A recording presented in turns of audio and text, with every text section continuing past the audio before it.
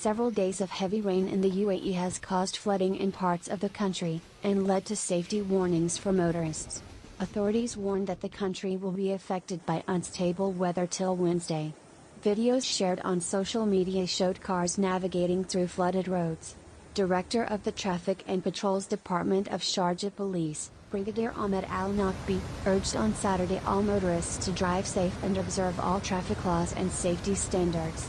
The UAE's National Center of Meteorology shared videos showed roads covered in water and rivers rapidly forming on previously dried out land. The UAE Ministry of Interior had issued a weather warning on August 8, calling for residents to take caution while driving and to avoid valleys and areas where water